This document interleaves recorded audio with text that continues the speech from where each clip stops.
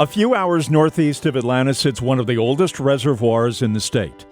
Lake Rabun was created in 1915 when the Mathis Dam was completed on the Tallulah River by the Georgia Railway and Power Company, better known today as Georgia Power.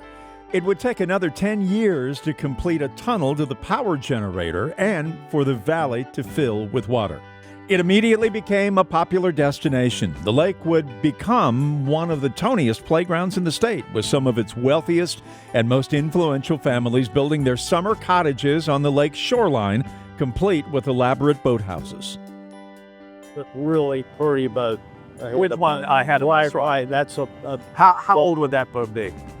I would say the 40s, 1940s, but it could be older. There are a few that are older than this. I think the oldest up here might be in the 1930. In those boathouses, another Lake Rabun delight, a collection of vintage wooden boats, one of the largest in Georgia.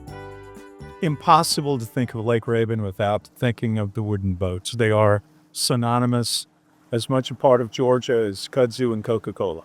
Well, I'd say they've a big presence here, and we're fortunate that we have as many in the area. And they're probably 75 to 100 on Lake Rabun, and there are also a good many on Lake Burton.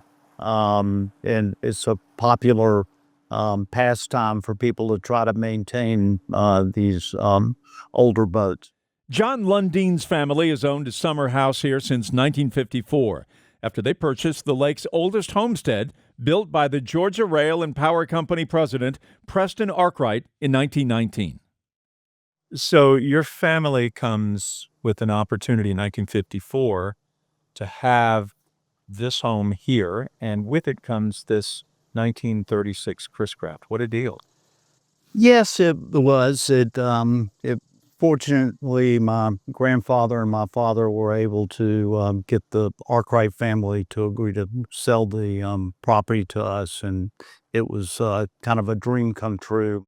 That boat still belongs to the Lundine family, but its journey hasn't always been smooth sailing. This boat sat in basically not being used for almost 25 years, basically hanging in the dam, actually, at that point, and because my grandfather got tired of paying money to try to get it fixed. After I got married, I convinced my mother to assist me with restoring it and getting the motor operational and so forth. It had holes in it. It had fallen at one point, and we had to replace some of the decking on the front. Many of the boats original to the lake had to be brought in by train and then hauled by mules to the lake's edge. And in the early years, access was so primitive that it was easier to sell the boat along with the house rather than to move it. Every 8 to 10 years, you have to go ideally and refinish it and so forth, and that gets pretty expensive. Process maintaining the motor and so forth. A lot of people have gone back and put in new motors, which are not so complicated. This is basically an original straight 8 Chrysler engine, and so from that perspective, it actually operates quite well at this point. I am lucky enough to accompany John as he partakes in the annual 4th of July Wooden Boat Parade. I don't know if you can count them all. It's like maybe we have a little better participation this year. Got a good crowd. Dozens of classic wooden boats made between the 1920s and the 1960s. Chris Crafts, Garwoods, and Centuries, festooned in red, white, and blue, all giving those gathered on the shore a patriotic thrill.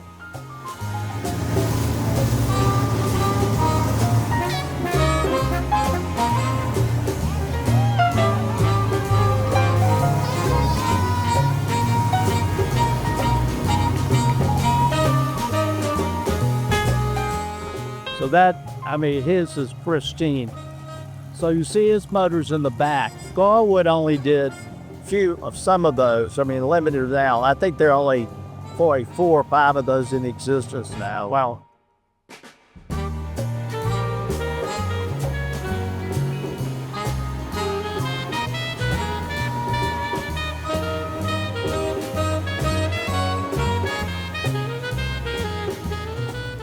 This is so fantastic, though, with the great history and the community that you have up here and these boats.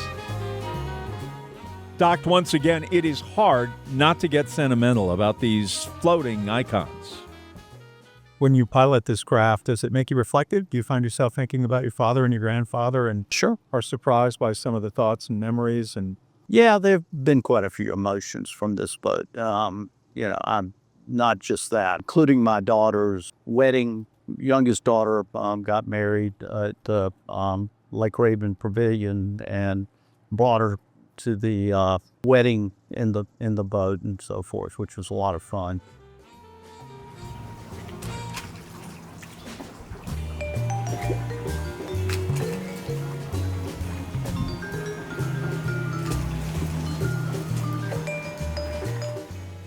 there is a stewardship with this, and there is a responsibility, a generational responsibility with this, which is unlike owning another kind of boat or really even an automobile for that matter. From my perspective, it's antique. It's 1936. It'll be 90 years old next year.